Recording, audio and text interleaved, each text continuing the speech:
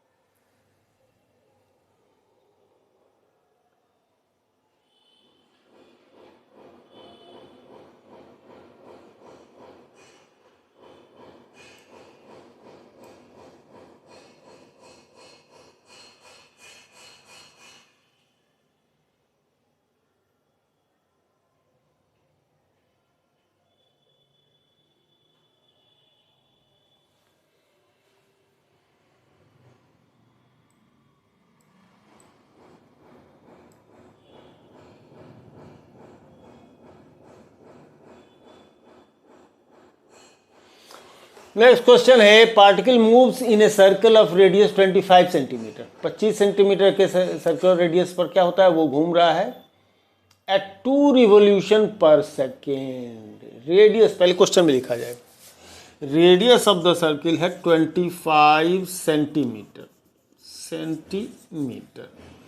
और रिवोल्यूशन में frequency revolution per second है 2 revolution per second, 2 revolution per second है ये, ठीक है।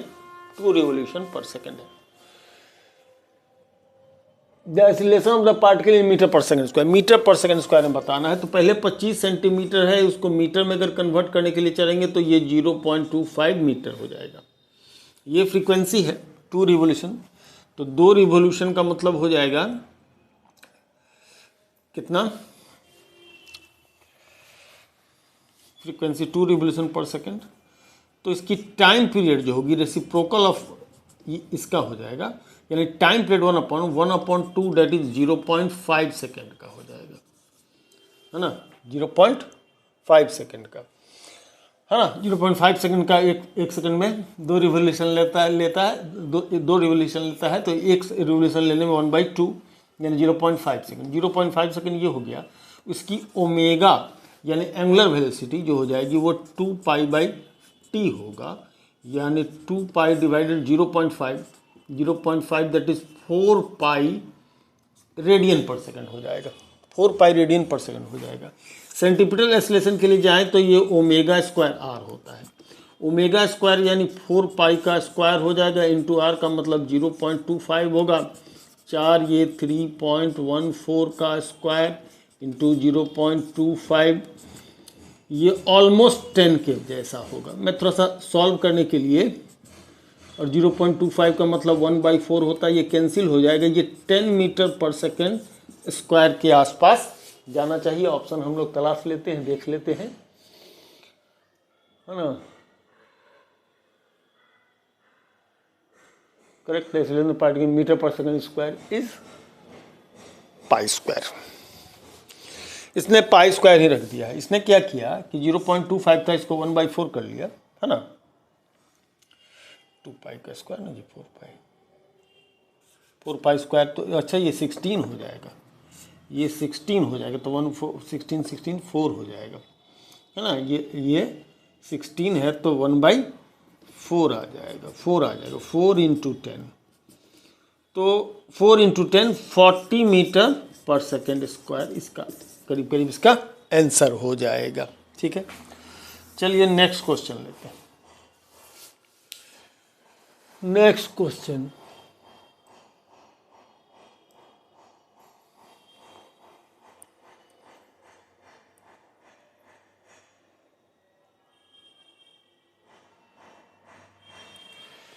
there is an electric field of blade length 30 centimeter as measured from the axis of the rotation। Question number 3 की बात करें तो एक ये है जिसका रेडियस कह लीजिए कि 30 सेंटीमीटर, ब्लेड लेंथ ही रेडियस हो जाएगा इसमें, और ये कह रहा है कि it is rotating with A 1200 RPM, rotation पर मिनट। जो फ्रीक्वेंसी है वो 1200 रोटेशन पर मिनट। तो ये पर सेकंड में अगर यदि हम कन्वर्ट करने के लिए जाएंगे तो 60 से डिवाइड कर दीजिए, 60 से रोटेशन पर सेकंड हो जाएगा। ऐसा यूनिट में ले जाना पड़ेगा, कट जाए 14 बार, ये हो जाएगा 0 0 कैंसिल, 20 रोटेशन पर सेकंड हो जाएगा फ्रीक्वेंसी। तो टाइम पीरियड इसकी हो जाएगी 2π/t that is 2π/20 that is π/10 radian per second, radian per second.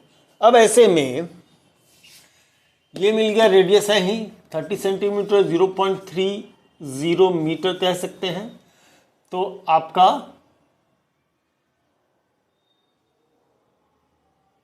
अच्छा ये π/10 नहीं ये तो टाइम पीरियड n ये हो गया 2π सॉरी ये मिस्टेक हो रहा है, ये मिस्टेक हो रहा है। तो t की वैल्यू 1/20 हो जाएगी, 1/20 हो जाएगा, 20 रोटेशन पर सेकंड है, तो ओमेगा की वैल्यू 2π/t, ठीक कर दिए थे, गड़बड़ नहीं था, है ना। 2π/1/20, तो 1/20 ऊपर चला जाएगा तो 40 पाई रेडियन पर सेकंड का आएगा।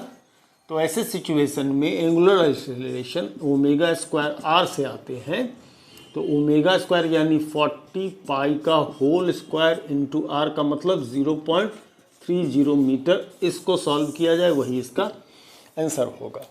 है ना। सहूलियत के लिए कैलकुलेशन में ऑप्शन ढूंढने के लिए ये तो 1600 हो जाएगा, 1600 हो जाएगा।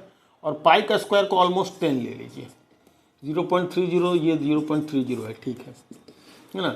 ये 2 ठो जीरो यहाँ से, 2 जीरो इसका है, 2 जीरो इसको हटा दीजिए, तो ये 16 गुने कितना 10, यानी 160 मीटर पर सेकेंड स्क्वायर के आसपास में जो कुछ भी होगा पाई स्क्वायर, हाँ, तो 160 मीटर पर सेकेंड स्क्वायर के आसपास जो भी उसमें ऑप्शन होगा, है ना, वो आपका 1600 मीटर पर सेकेंड स्क्वायर। हम लोग क्या गलती कर रहे हैं, ओमेगा स्क्वायर 30 सेंटीमीटर, तो 0.30 मीटर ले रहे हैं, सही तो कर रहे हैं। रोटेशन पर मिनट, रोटेशन पर सेकंड हमने कन्वर्ट कर दिया 1200 आरपीएम को, ठीक है, 1200 आरपीएम को रोटेशन पर सेकंड 60 से डिवाइड कर दिया। 1 मिनट में चूँकि 60 सेकंड होता है तो 60 से डिवाइड कर दिया, तो 20 रोटेशन पर सेकंड, टी की वैल्यू 1/20, 20 ऊपर चला जाएगा, ये 40 पाई रेडियन पर सेकंड हो गया, ठीक है। ओमेगा स्क्वायर 40 का स्क्वायर, तो 1600 पाई का स्क्वायर 10 हो जाएगा, ओमेगा स्क्वायर आर है, तो 1600 मीटर पर सेकंड स्क्वायर हो गया, 160 मीटर पर सेकंड स्क्वायर, 0.3, ओहो ये जीरो क्यों ले रहे हैं हम, बिल्कुल गलत, कैलकुलेशन मिस्टेक है। 0.38 डेसिमल जाएगा, बेमतलब का इसको किए, 0.38 डेसिमल जाएगा, एक 10 का आ जाएगा, तो 60 इंटू 100 होगा, एक्चुअली 160 इंटू 100 होगा, 160 इंटू 100 होगा, जो कि 1600 मीटर पर सेकेंड स्क्वायर होगा। थोड़ा कैलकुलेशन में ध्यान रखिएगा, अधिकतर लोग थोड़ा सा फास्ट कैलकुलेशन करने के चक्कर में कहीं कहीं क्या करते हैं, मिस्टेक कर देते हैं, जैसे कि मिस्टेक हमसे यहाँ पर हुआ था। 0.30 है तो एक ही डेसिमल लेंगे, है ना, अदरवाइज फिर ये 30 लेना पड़ेगा, इसको 3 नहीं लिख करके क्या होगा 30 लेना पड़ेगा, ठीक है ना। 1600 मीटर पर सेकेंड हो जाएगा, ठीक।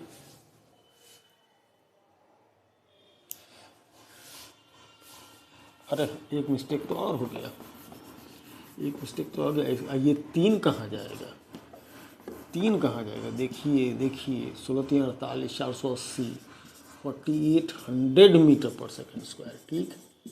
ये वैल्यू दे रहा है, सॉरी कैलकुलेशन में मैं गड़बड़ाया हूँ। और चलिए आप लोग के लिए अच्छा होगा सीखने के लिए, कैसा कैलकुलेशन मिस्टेक नहीं कीजिए। 4800 मीटर पर स्क्वायर, ऑप्शन में ये भी है 4740, ऑप्शन में 4740, इस पाई के एक्यूरेट वैल्यू को लेकर कैलकुलेट किया जाएगा तो कुछ इस तरह का ही वैल्यू आएगा, तो 4740 है ना। आप रफ कैलकुलेशन करेंगे, रफ कैलकुलेशन से क्लोज वैल्यू होगा उसको क्या कर दीजिए, टिक कर दीजिए, ये सबसे बेस्ट तरीका है। थोड़ा सा न्यूमेरिकल मिस्टेक कम कीजिएगा तो हमारी तरह प्रॉब्लम नहीं आएगी, तो हम जो गलती करते हैं उससे आप कुछ सीखेंगे भी, ठीक है।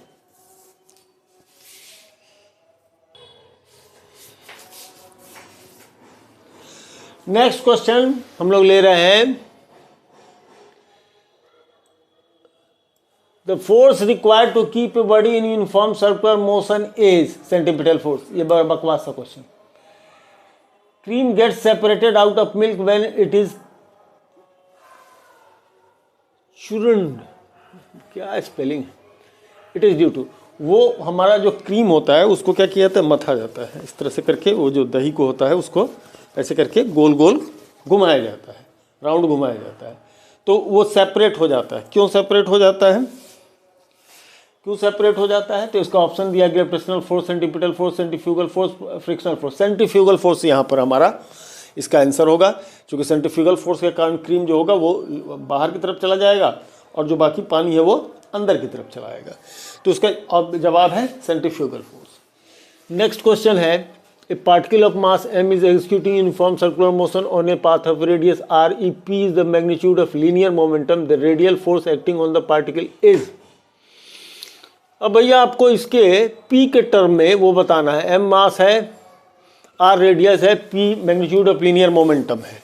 तो नेक्स्ट क्वेश्चन जो होगा, पता नहीं कौन सा नंबर है, जो भी हो, r रेडियस दिया हुआ है, m मास दिया है, p मोमेंटम दिया हुआ है, ठीक है, p मोमेंटम दिया है, तो एक्टिंग फोर्स की वैल्यू यहाँ पर कन्वर्ट mv²/r कन्वर्ट करने आना चाहिए आपको, है ना।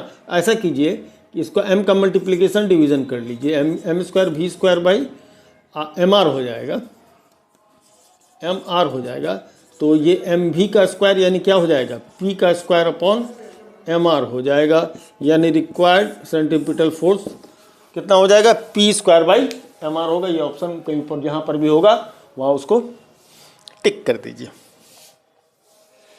चलिए, ए particle moves on a circular orbit under the action of A central attractive force inversely proportional to radius r. The speed of the particle is, the particle moving under the central attractive force inversely proportional to r. The speed of the particle is proportional to r square independent of r, proportional to r, proportional to 1 upon r. Speed of the particle को radius से क्या लेना देना है, ये तो दो factor है। इस क्वेश्चन में सीधे कहा कि सेंट्रल फोर्स के इन्फ्लुएंस में क्या है, वो सर्कल पर घूम रहा है, ठीक है, सेंट्रल फोर्स लग रहा है। सेंट्रल फोर्स कहते हैं किसको है, और a force always directed towards a point is called central force, ठीक है। Gravitational force is also a central force, क्योंकि अर्थ के सेंटर की तरफ लग रहा होता है ना। तो किसी सेंट्रल फोर्स के इन्फ्लुएंस में अगर लग रहा है तो उसमें कहना है कि उसकी स्पीड की डिपेंडेंसी आर के किस वैल्यू पर होगा, आर स्क्वायर पर, आर पर, 1 अपॉन आर पर, और एक ऑप्शन ये भी है कि independent of R. The radius से उसको इसके स्पीड को क्या लेना देना है, स्पीड तो जो ऑब्जेक्ट रोटेट कर रहा है उस पर होगा, है ना। और अगर फोर्स की वैल्यू कम ज़्यादा करते हैं तो जाकर के क्या होगा, आपका भी स्पीड की वैल्यू कम ज़्यादा हो सकती है ना, लेकिन रेडियस को उससे लेना देना नहीं है। वेलोसिटी सेंटीपिटल एक्सीलरेशन होता कितना है, सेंटीपिटल एक्सीलरेशन होता है आपका v स्क्वायर बाई आर, और ये डिसाइड करता है एफ को। अगर आप एफ को चेंज करना चाहते हैं, चेंज होता है तो अगर रेडियस कांस्टेंट रहता है तो वेलोसिटी चेंज होगा, या वेलोसिटी चेंज करते हैं तो फोर्स चेंज होगा, या फिर वेलोसिटी को सेम रखना चाहते हैं, रेडियस को आप इंक्रीज डिक्रीज करना चाहते हैं तो फोर्स इंक्रीज डिक्रीज करेगा। तो वेलोसिटी की कोई डिपेंडेंसी रेडियस पर नहीं है, स्पीड की कोई डिपेंडेंसी रेडियस पर नहीं है। तो ये क्वेश्चन कुछ कंफ्यूज करने के लिए ऐसा था कि जिसमें बच्चे फंसे और गलत टिक करें। Next question is, two masses small M and capital M are attached to a vertical axis by weightless thread and the combined length is L. They are set in rotational motion in a horizontal plane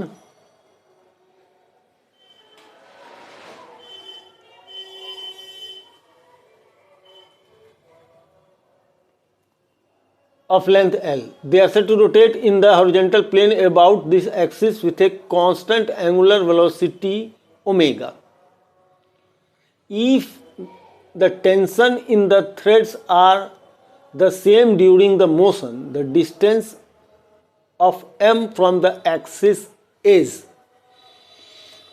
चलिए मैं आपको ये समझाऊं कि question क्या है। सबसे पहले क्वेश्चन समझे तब जो हम सॉल्यूशन में जाएंगे। एक वर्टिकल एक्सिस है, इससे थ्रेड एक स्मॉल एम मास एक क्या है कैपिटल एम मास से अटैच्ड है, और इनको हॉरिजॉन्टल मूवमेंट हम लोग देंगे, है ना, इस एक्सिस के अबाउट। एक तरफ इसमें कैपिटल एम मास है और एक तरफ इसमें स्मॉल एम मास है, और जॉइंट लेंथ कंबाइंड लेंथ जो है इन दोनों मासेस का, मासेस से टू मासेस के बीच का लेंथ एल है, और इस एक्सिस के अबाउट इसको क्या किया जाता है, रोटेट किया जाता है हॉरिजॉन्टल प्लेन में ये रोटेट होता है।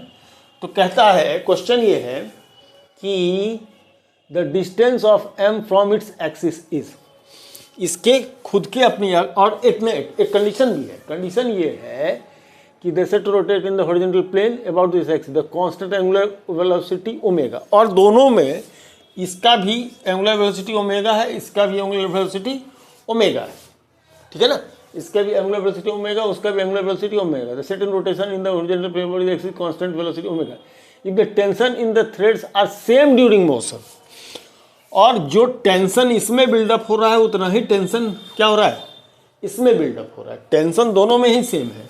तो ऐसे सिचुएशन में कैपिटल एम का यहां से कितना डिस्टेंस होगा ये बताना है। मतलब जॉइंट लेंथ एल दे दिया है तो इसकी डिस्टेंस कितनी है, इसकी डिस्टेंस कितनी है, इसी बात का झगड़ा है। तो चलिए हम लोग इसको जरा सा देखते हैं वाइडली।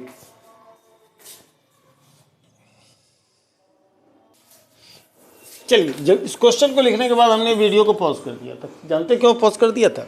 ताकि सबसे पहले तो हम इसको पीसफुली इसको सब क्या करें, सॉल्व कर लें। सॉल्व करने के बाद तब आपको हम एक्सप्लेन करें, है ना, ताकि वो आपको बेहतर लगे। चलिए, हमने आप इस बीच में हमने क्या किया, इसको R1 डिस्टेंस ले लिया, इसको हमने क्या ले लिया, R2 डिस्टेंस ले लिया कि L का एक टुकड़ा इधर R1 है, इधर कितना है, R2 है। अब कह रहा है कि दोनों का टेंशन सेम है, तो इस टेंशन की बात करें तो m ओमेगा स्क्वायर R1 होगा, और ये भी टेंशन सेम है, तो T is two m omega square R2 होगा, स्मॉल m ओमेगा R2 होगा। हमने डिवाइड कर दिया, T कट के 1 हो जाना है, ओमेगा स्क्वायर भी कट जाना है, तो capital MR1 upon capital MR2 की वैल्यू 1 होगी, यानी MR1 इक्वल टू MR2 होगा। ठीक है, यहाँ से हमने R2 की वैल्यू फाइंड आउट कर ली। क्यों R2 निकाला? R1 भी निकाल सकते थे, चूंकि निकालना R1 है, इसलिए जिसे नहीं निकालना है उसकी वैल्यू निकाल लें। आई रिपीट, निकालना चूंकि R1 है, तो जिसे नहीं निकालना है उसकी वैल्यू हम लोग क्या कर लें, निकाल लें।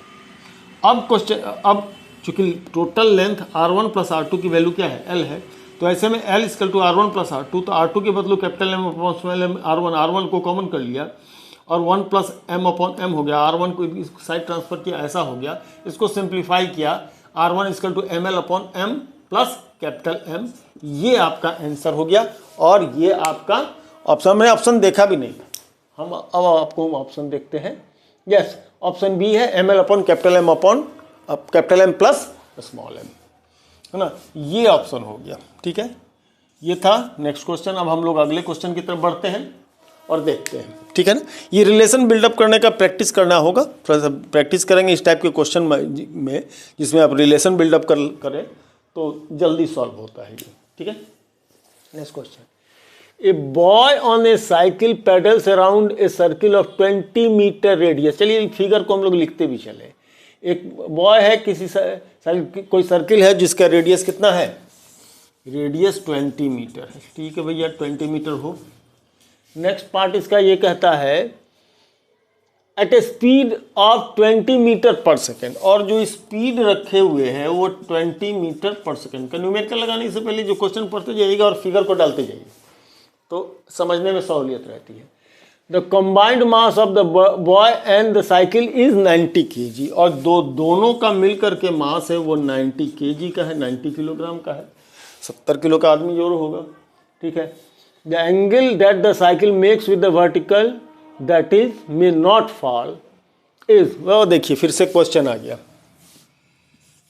tan theta equal to v square upon RG, ये इसमें हमने बताया था। अब इसमें सिंपली क्या करना है, कुछ नहीं करना है, v की वैल्यू 20 रख दीजिए, v स्क्वायर हो गया, r की वैल्यू 20 रखिए, 20 ये भी, चलिए कोई अच्छी बात है, और इसकी वैल्यू 10 रख दीजिए, तो 20 का square 400, 400 by 200, 400 by 200 that is कितना हो गया, 2, ये 2 आ गया, tan थीटा की वैल्यू 2 आ गई, theta equal to tan inverse of 2। तो ऐसे सिचुएशन में ये 1 से ज़्यादा बड़ा वैल्यू आ गया। m की ज़रूरत नहीं है, मास की ज़रूरत नहीं, मास की बहुत ज़रूरत नहीं है। जो थीटा होगा हॉरिजॉन्टल के साथ वो ऑप्शन में क्या क्या है, 45 से ग्रेटर, 60 डिग्री और 63.90। ये थोड़ा सा बिना टेबल के कहना मुश्किल है कि ये इसको हम लोग कौन सा, 60 डिग्री की वैल्यू √3/2, tan 60 की वैल्यू √3 होती है, तो 1.732 है ना, tan 60 की वैल्यू √3 होती है ना, 1.732, जबकि ये tan थीटा 2 है, वो 69 होगा, तो थीटा की वैल्यू 63.90, ये सही आएगा, ये ऑप्शन में ये सही होगा। जैसे क्लोज वैल्यू था ना, एक्चुअली लिखा हुआ था ना 60.25 डिग्री, तो 60 डिग्री के आसपास में देखा जाए तो 1.73 √3 वैल्यू होता है, तो वो नहीं हो सकता, तो होगा उससे ज़्यादा होगा, बड़ा एंगल होगा, क्योंकि tan की टेंडेंसी क्या है, बड़े एंगल के लिए बड़ा वैल्यू, छोटे एंगल के लिए छोटा वैल्यू थी। अगर 90 डिग्री हो जाता है इनफाइनाइट वैल्यू हो जाती है, तो ऐसे सिचुएशन में ये जो है सो 60 डिग्री नहीं हो पाएगा। तो इसमें जो ऑप्शन 63.90 दिया है इसको हम लोग टिक कर दें। सॉल्व करने के लिए पीछे नहीं जाए, ऑप्शन का कुछ लाभ क्या किया जाए, लिया जाए। ठीक है, चलिए जरा सा बोर्ड मिटा लें।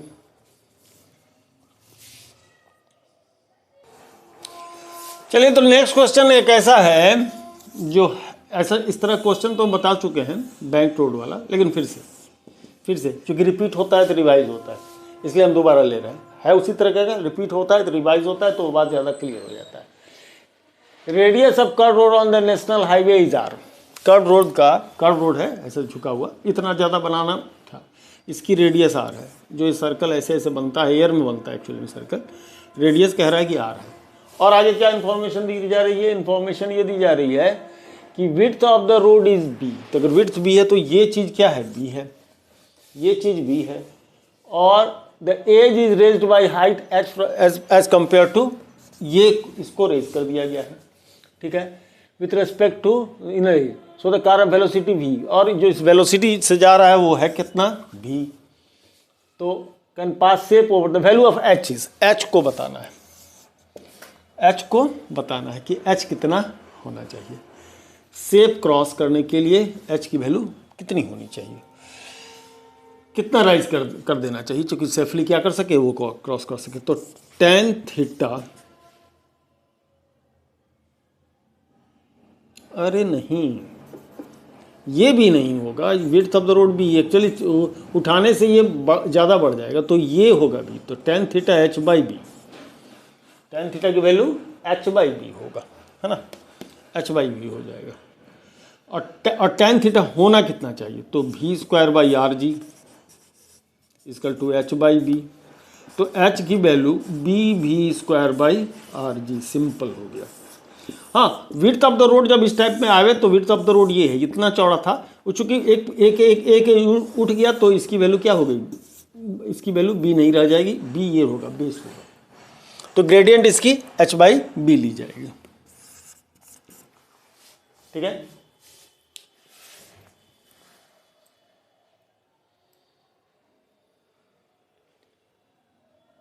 A motorcycle is going on the overbridge of radius r.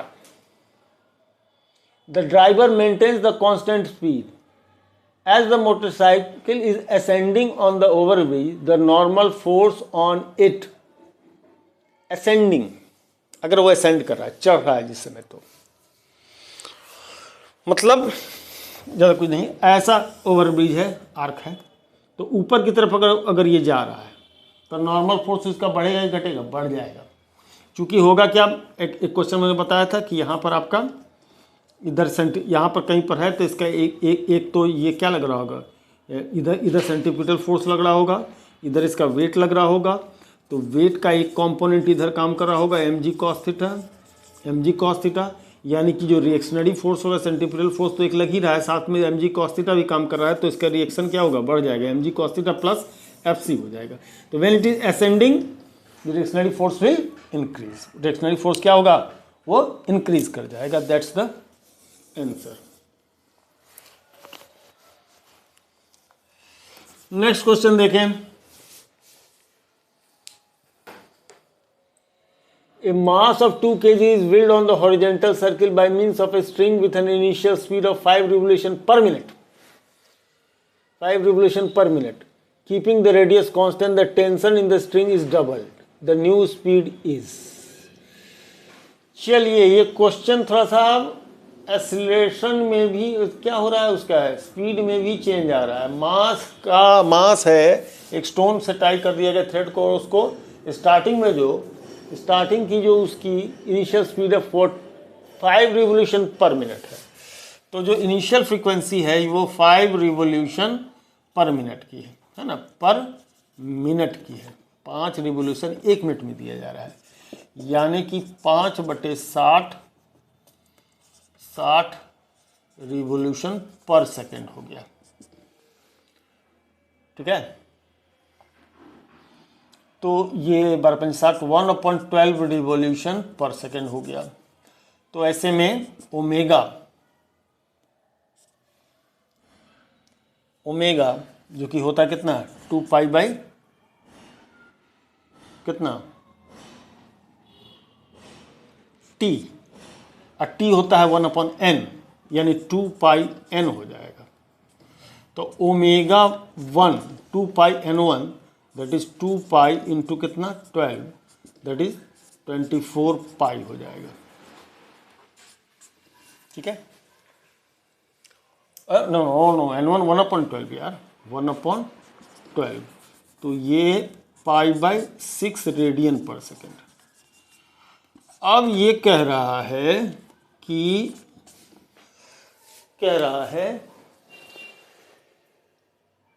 Keeping the radius constant the tension in the string is double the new speed is. अब स्ट्रिंग के रेडियस को कांस्टेंट रखा जाता है और इसका टेंशन का क्या होता है, डबल। तो इनिशियल टेंशन कितना होगा, तो ये हो जाएगा ω1² r। टेंशन 2 जो होगा, सपोज डेट कि ω2 लिया जाए, ω2² r होगा, ठीक है। चलिए अब टेंशन 2 की बात की जा रही है। टेंशन 2 जो है वो आपका गिवन प्रोवाइडेड है कि टेंशन 2 ट्वाइस टेंशन 1, डबल हो जा रहा है। तो यहाँ 2T1 डालिए, तो 2T1 इक्वल टू ω2² r। तो ऐसे 2T1 T1 की value ω1² r, ω1² r equal to ω2² r। अगर आप यहाँ पर कंपेयर करें, r कैंसिल हो जाएगा, तो ω2² इक्वल टू ट्वाइस ω1 का स्क्वायर। यानी कहने का मतलब ω2 will be √2 times of ω1, that is √2 into π/, कितना 6। ये इसकी न्यू क्या हो जाएगी, एंगुलर स्पीड हो जाएगी। न्यू एंगुलर स्पीड होगा, द न्यू स्पीड इज। अब इसको फ्रीक्वेंसी में कन्वर्ट करना पड़ेगा, तो फ्रीक्वेंसी में N2 में कन्वर्ट करना पड़ेगा। तो N2 में कन्वर्ट करना पड़ेगा, तो ऐसे सिचुएशन में N2 इक्वल टू कितना होगा, ω2/2π। तो ω2 का वैल्यू प्रोवाइडेड है आपको √2π/6, और इसका डिवाइड हो रहा है किससे, 2π से। पाई कैंसिल हो जाएगा, पाई कैंसिल हो जाएगा, ये √2 पर 2 नीचे हो गया, तो 1/6 √2। तो ये जो फ्रीक्वेंसी हो जाएगी 1/2 इसकी हो जाएगी पर सेकंड में। अगर अगर मिनट में जाते हैं तो इसको 60 से मल्टीप्लाई कर दें, इसको 60 से मल्टीप्लाई कर दें, ये RPS है। तो 6 √2 इंटू कितना हो जाएगा, 60 मल्टीप्लाई कर देंगे, तो 10/√2 जो कि आपका 5 × 2 5 √2 RPM हो जाएगा इसकी नई स्पीड। यानी √2 टाइम से RPM क्या होगा, बढ़ जाएगा।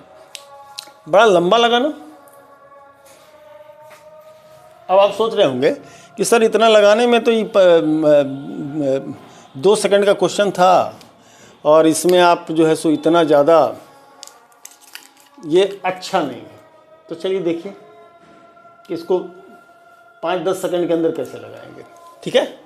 देख लीजिए, इसको यहाँ तक ले आइए, रिवोल्यूशन पर मिनट है ना, 5 रिवोल्यूशन पर मिनट, और कुछ नहीं करने की जरूरत है। एक कॉन्सेप्ट यहाँ रखना है कि फ्रीक्वेंसी के टर्म में ये रिलेशन होता है 2πn, मान ओमेगा प्रोपोर्शनल टू फ्रीक्वेंसी हो गई। और अगर रेडियस कांस्टेंट हुआ तो टेंशन के बीच में क्या रिलेशन होगा, रेडियस अगर सेम हो गया तो एंगुलर वेलोसिटी के बीच में क्या रिलेशन होगा। इस कैलकुलेशन को जहाँ जो मैं घेर रहा हूँ उसी को अपना फॉलो कीजिएगा। इसको फॉलो किया आपने, इसको फॉलो किए, अब जरा इसको फॉलो करिए, ठीक है। अब T2 equal to T2 equal to twice T1 अगर किया जाए, T2 equal to twice T1, अगर 2T1 डाला जाए, है ना, ट्वाइस T1 डाला जाए, तो इन दैट सिचुएशन सीधा हम ये कह पाएंगे कि ω2² इक्वल टू 2 टाइम्स ऑफ ω1 का स्क्वायर, यानी ω2 √2 टाइम्स ऑफ ω1 होगा। तो जो फ्रीक्वेंसी है omega is proportional to N1, तो जो फ्रीक्वेंसी N2 भी होगा वो √2 टाइम्स ऑफ N1 होगा, √2 टाइम्स ऑफ N1 होगा। तो N2 जो होगा वो √2 टाइम्स ऑफ N1 जितना कितना है, 5 है। तो ऐसे में ये 5√2 होगा। सिंपल, मात्र ये और ये, कहानी खत्म। और फास्ट फॉरवर्ड वो भी हम बताते हैं। टेंशन कांस्टेंट अगर रहा और रेडियस भी कांस्टेंट हुआ तो ओमेगा 2 टेंशन के बीच में रेडियस अगर कांस्टेंट रहा तो omega square proportional to tension हो जाएगा। टेंशन अगर डबल हुआ तो एंगुलर फ्रीक्वेंसी जो है, इसकी एंगुलर फ्रीक्वेंसी भी इसको कहते हैं, तो एंगुलर फ्रीक्वेंसी क्या हो जाएगी, वो √2 टाइम्स हो जाएगी, है ना। अगर कोई चीज़ का क्या है, टी अगर प्रोपोर्शनल टू ओमेगा स्क्वायर जा रहा है ना, तो ऐसे सिचुएशन में, है ना, टी करता T1 omega 1 square equal to omega 1 square and T2 omega equal to omega 2 square, तो ऐसे में हम कह सकते हैं कि ओमेगा 2 का स्क्वायर अपॉन ओमेगा 1 का स्क्वायर इक्वल्स टू क्या हो जाएगा, T2 अपॉन T1। तो इसका जो रेशियो बनता है ना, ओमेगा 2 अपॉन ओमेगा 1 का स्क्वायर, ये आपका स्क्वायर इधर से रिमूव कर दिए तो √T2/T1 है। तो ऐसे सिचुएशन में खुद से भी हम क्या कर सकते हैं कि रिलेशन डेवलप कर सकते हैं, और खुद से एक रिलेशन डेवलप करके ये हम बता सकते हैं कि ओमेगा 2 जो है ओमेगा 1 का इस रिलेशन में जाएगा। अगर इस चीज़ को फॉर्मुलेट करके कोई दिमाग में अगर अपना रख ले तो सीधे सीधे क्या होगा, सीधे सीधे इसमें रखेगा और अगर इसको इसी को फ्रीक्वेंसी में लेके चलेगी। चलिए तो फ्रीक्वेंसी में तो N2 equal to N1 upon T2 upon T1। अब जरा सा इसमें रखिए तो सीधा सीधा ये आंसर निकल करके आ जाएगा। सीधा सीधा रखिए ना, N1 5 हो गया, T2 2 T1 हो गया, T1 T1 कट गया, 2 हो गया, √2 हो गया, 5√2 हो गया। ठीक है ना। तो थोड़ी प्रैक्टिस अगर करेंगे एक क्वेश्चन को लेकर के तो काफ़ी बातें खुद से समझ में आने लगती है। तो जो एप्लीकेशन है it is a matter of practice. जो कॉन्सेप्ट है वो तो उसके लिए आपको किताबें पढ़नी पड़ेगी, अच्छे लोगों का वीडियो देखना पड़ेगा या लेक्चर अटेंड करना पड़ेगा, तो आपका कॉन्सेप्ट क्या होगा, क्लियर होगा। और कॉन्सेप्ट अगर आपका क्लियर होगा तो ये सब बात खुद से भी क्या कर सकते हैं, आप डेवलप कर सकते हैं।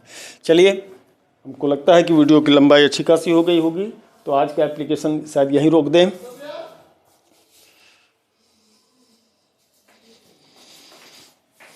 यह 36 मिनट से ऊपर का वीडियो तो हो गया है, इतना लंबा तो हम बनाएंगे नहीं।